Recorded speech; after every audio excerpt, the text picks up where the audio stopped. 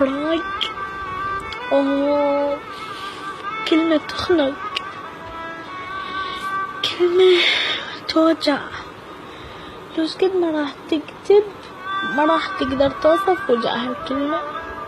من افترقنا بدأ يبين علي أثر الفراق، حزن، سواد جوا العيون، عزولة، ما احكي ويا أحد، بس بعدني عايشة بصدمة. أريد أصدق إنه إحنا افترقنا بس بدي أقدر أصدق. والله في اليوم فكرت راح يجي اليوم اللي نفترق بيه، اليوم اللي راح أفقدك بيه، تظل منك بس الذكريات، الأيام الحلوة اللي عشناها، الهدايا، ضحكاتنا، سهرنا، أحلامنا. بجد حاسة يوم من الأيام راح تتخلى عني؟ يعني شنو، معقولة حجك وياي كان كله كذب؟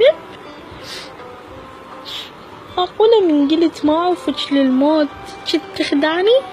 زين ليش خليتني أتعلق بيك؟ خليتني أدمن عليك، خليتني ما أقدر أعوفك دقيقة. ما فكرت ما راح تعوفني؟ شنو الوجع اللي راح تعوفه بيه؟ زين من رحت ليش ما علمتني شلون راح أنساك؟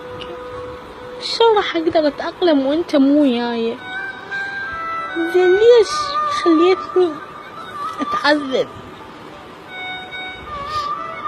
شنو اللي قصرت وياك؟